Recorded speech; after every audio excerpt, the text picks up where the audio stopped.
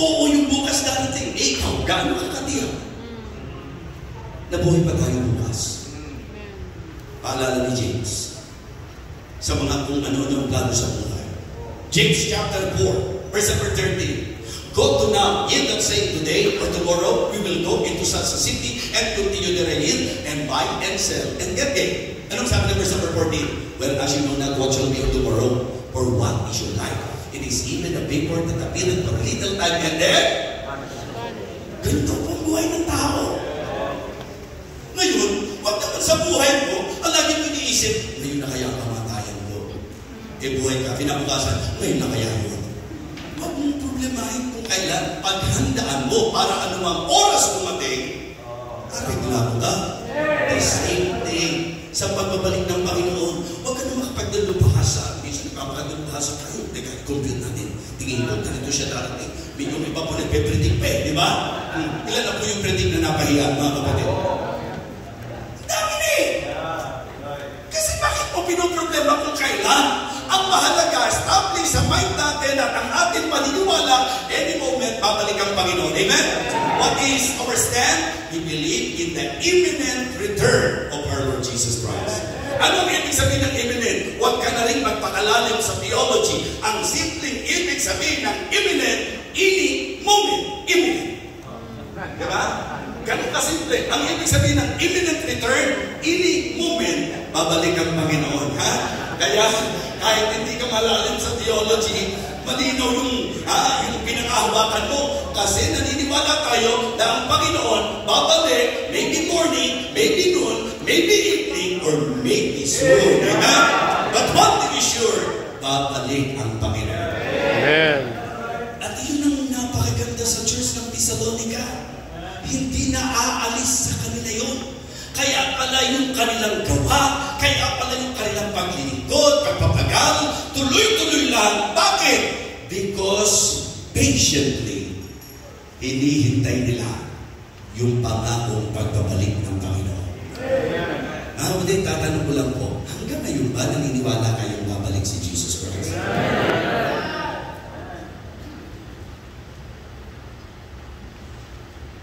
Patungkol sa kanyang pagbabalik, the scripture prophesied about it. The Savior promised it. And the signs are proving it. Pag-aralan niyo po mabuti, makikita po natin yan. So, ang unang nagpaging quality sa church na ito, their testimony and reputation in the work of God. Yan po ang sentro ministry of God. Ikalawa po na nagpaging quality sa kanila, alam niyo po ano? Their thankfulness and reception to the Word of God. Diba? Yung kung paano nila tinatanggap ang salita ng Diyos. Pakibalikan po natin. Sa verse number 5, ang sabi po dyan, 1 Thessalonians chapter 1, verse number 5 and 6. For our gospel came not unto you in word only, but also in power and in the Holy Ghost and in much assurance, as you know what manner of men we were among you for your sake. And ye became followers of us and of the Lord. Ano ang kasunod na bahagi po? Having received the word in much affliction with joy of the Holy Ghost. Ang isang dapat pagkakakilanlan sa Baptist, yung kung paano tayo po'y napaka-thankful, kung paano receptive natin pagka pinag-usapan salita ng Diyos. Magtataka kayo, may mga gathering noon, talagang yung mga tao, all out na all out, talagang very supportive. Samantalang yung pastor, yung tumatayo sa harap, nag-aral, na napakahaba, ni wala naman talatang ibinigay.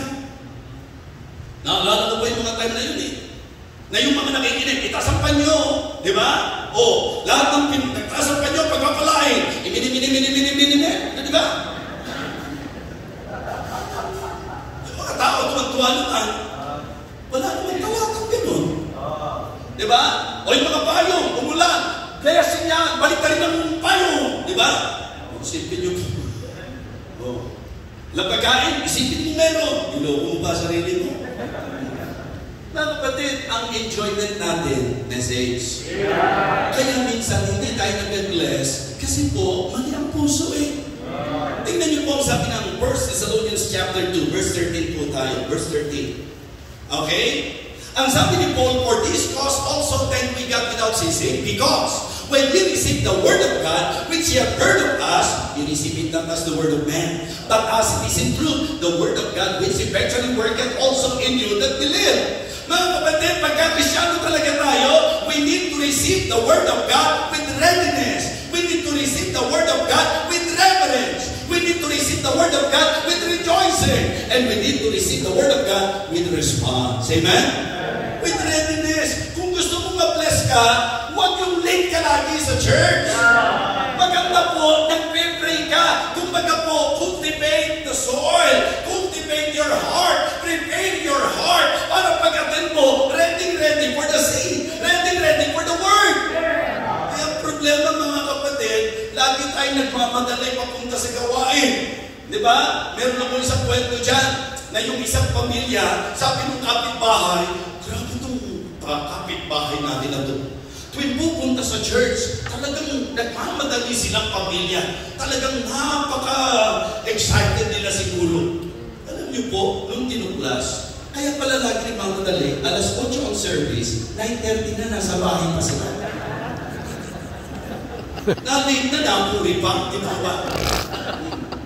Mga kapatid, ibang-iba yung pagkapupunta ka. Kasi dapat, ang isa sa excitement natin, pag pupunta tayo sa church, makakarinig na naman tayo ng preaching. Amen? Amen. That is our eagerness. That is our longing to hear the message from the Word of God. Yun po ang isang kahanga-hanga sa kanila. Yung pong pagtanggap ng may kahandaan. And with rejoicing. Di ba sabi sa Bible, pagka ikaw ay totoong mapalad na Kristiyano, Psalm chapter 1 verse number 2, but his delight is in the law of the Lord, and in his law that he meditate day and night. Mga kapatid, naaalala ko yung psalmist sa Psalm chapter 122. Hindi ba ang sabi po niya, I was glad when they said unto me, let us go into the house of the Lord. E ano po ba ang kasabing-sabing sa bahay ng Panginoon? Yung makakakain tayo muli, yung makakarinig tayo muli ng preaching. Kaya sa tunay na Baptist Church, ang sentro natin, worship sa Panginoon at ang Word of God. Amen? Amen. Word of God. Wala pong problema sa mga program natin. Okay po yan. Okay na mag-special number ka. Okay po na meron ka testimony. Okay po ang lahat ng yan. Pero walang substitute. Wala po tayong pwedeng ipalit sa halaga ng salita ng Diyos. So pagkat ang paglago ng Kristiyano ay sa salita ng Diyos. Amen? Amen. Yun po dapat.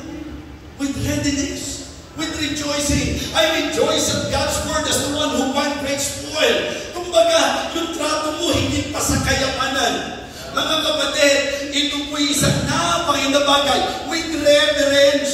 Huwag po nating iisipin na pag nakinig kayo ng preaching, kahit pangit pa nagpipreach, pagkasalita ng Diyos ang pinapangaral, hindi yung nagpipreach, ano yung pinakikinggan, yung Diyos na nagbigay ng kanyang salita. Amen? Amen. Kaya, yun ang dahilan kung bakit hindi tamang nagpipreach, nagsiselfone ka. Yun ang dahilan kung bakit hindi tamang nagkukwentuhan habang at least tayo po, nakikita ko, tutok po tayong lahat. Kasi alam natin yan eh. Ang totoo yan, hindi na dapat inaanon sa church yan.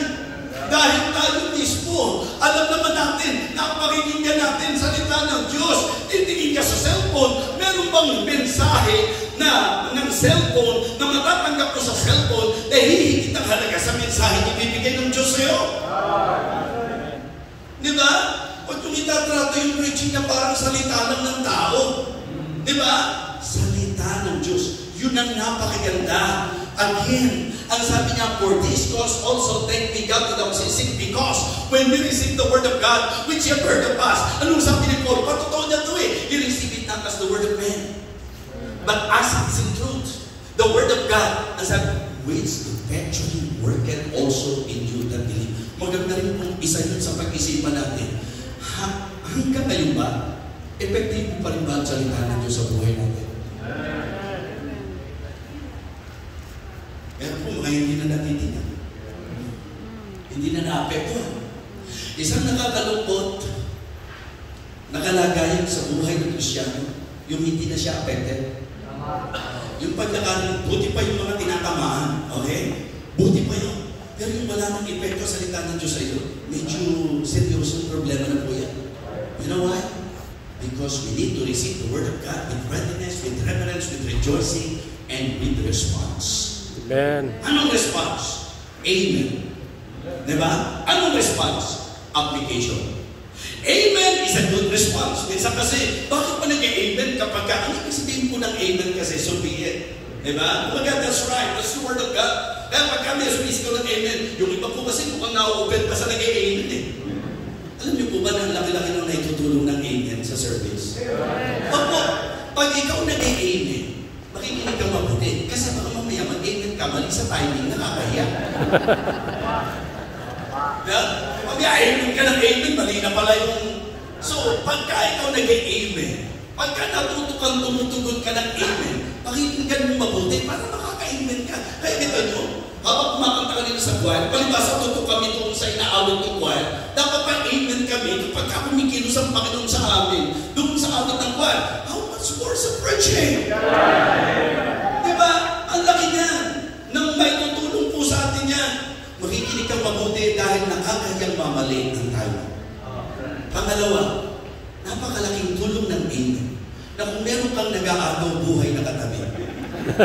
Diba? Alam mo, may katabi ka, pagod na pastor, pati, ganyan. Bigla kang, amen! Hindi nagising. Diba? Nung nagising, nakinig. Nung nakinig, nagpuruhan, na-bless, nag-forward. Ako, laki ng tatanungin niya sa iyo. Dahil hindi sa amen mo, hindi siya magigising, hindi siya makakatindi. Kaya ano kaya sa church natin, maglagay tayo na ganong ministry. Ashley at saka Amen's Corner. Ano ha? Amen! Amen! Diba? Tapos medyo ang mamatahan niya eh. Teka, mukhang ito yung naghihingalo ha? Nakakatawa yan, pero nakakatulong yan. Kasi mas nagiging alive din po. Diba? O, kahit naman kayo eh, pag kami kausap kayo, gusto nyo rin naman yung kausap nyo. Sumasagot ka pagkakailang. Ang hirap ng kausap ng malayo ng tingin, wala namang tinatanaw at kapansin-pansin ang bawat kilos niya. Ganaw. Mamaya magulat kayo, nakatulalang kayo, tapos bigla na lang mga disiplinahin natin yung sarili natin. Sa kapag ka makikinig tayo ng preaching, hindi si pastor yun. Salita ng Diyos yun. Amen. Kaya matuto tayong tumugon. Diba? So yung amen malaking tulong. Bakit? Kasi makikinig kang mabuti. Bakit? Kasi pwede gumising ng katabi. Bakit? Ito po'y makatutulong maging sa speaker. Siyempre, yung sarap sa speaker na nararamdaman yung nandyan kayo. Narinig niyo ba yung mga speaker? Hello! Narinig ka niya kayo. Still there? Are you with me? Di ba? Kung ganun po yung naging, maganda po wala ng ganung tanong-tanungan. Alam ng speaker, nakasama kayo dahil may amen kayo. Amen. Timing ha? Timing. Pagka wala sa timing, talo. Kahit naman sa kanta, pagka wala sa timing, yung kanta mo, talo. Dapat yung amen mo, ita-timing mo rin. Amen? Amen. Okay, so yun po, mga kapatid. Pero alam niyo po, huwag kayong mag-settle sa amen lang. Because this is, that's not true. Meron po ang gagaling mag-amen sa preaching. Pero hanggang doon lang. Ang deeper response sa message, deeper than amen, is the application. Be ye doers of the word, and not hearers only, deceiving your own selves. Kapapala na po yung mga nakikinig ng salita ng Diyos at ito ay kanilang ginagawa. Diba? So, importante po yan. So, nakadalawa na po tayo. Sa pagtatapos po natin, what is number 1 muna ulit? Testimony. Their testimony and reputation in the ministry of God, in the Word of God. Second, their thanksgiving and reception. Okay? Sa message, sa Word of God. Thirdly, ang nagpaging quality sa Thessalonian Church, their treatment and regard to the Word or to the man of God. Yung kung paano nila itrato. Ngayon po, nakakatuwang isipin, church. Nasaan po yung mga pastors? Pakita siya po ang kamay. Imagine nyo po, kung gaano kalaking blessing na sa gawain pastors na binless po ninyo. Parang dito si binless ng Panginoon through you. Hindi po ba? Hindi naman po sila kaya umatin dito dahil sa ibibigay nyo. Kaya ng godly gesture po yan. Ibig sabihin, that is an expression of our heart na mahalaga sa atin yung mga lingkod ng Panginoon. And if you will study the story of the Thessalonian church, mga kapatid, recorded in Acts chapter 17, because of the persecution, iningatan po nila yung man of God. Hindi ba tinakas po nila si Pablo? At alam niyo po nangyari, si Jason at yung ilang mga kapatiran, nilagay po yan sa kahihiyan. Kinalagyan pa po yan, mga kapatid. Maingatan lang po ang man of God. Amen? Isang bagay na dapat matutunan ng Kristiyano. Ang pastor, hindi siya Lord. Pero siya leader. Hindi siya God. Pero gift of God. Amen. Gift from God. Mga kapatid, napakahirap ng church because one of the ministries that I am doing is helping churches. May mga pastor na kung saan sa Marikina, namatay si Pastor Manny Orara. So, wala pong nailagay kaagad na pastor. So, kaya tumulong po tayo noon. Ang hirap ng walang pastor. Mga kapatid, yung pong Victory, Universal Baptist Church. So, nagkaroon po ng problema, pandemic, namatay po yung pastor. Nawala ng pastor. Diba? Pero purihin ng Diyos na dumating doon sa point na kahit ulit mga pastor na namamatay, may nagpapatuloy ng gawain. Diba? Si Pastor Tubig, ilan ito po si Pastor Tubig? Namatay si Pastor Tubig, hindi biro ang gawain. Mga kapatid, alam niyo po, praise God na may itinayong Pastor Franz. Diba? Ang father niyo po, Pastor. Diba? At parang ang pagkakaalam ko, gano'n din po sa case niyo, namatay si tatay. Mga kapatid, hindi po madali ang gawain, but praise God na may mga buhay na handang isuko para gamitin ng Panginoon. Amen? Amen. At sa Biblia po, napakahalaga ng tamang pagtanaw. Sa kasaysayan ng Israelites, kung titignan niyo po, yung kino-quote ng marami,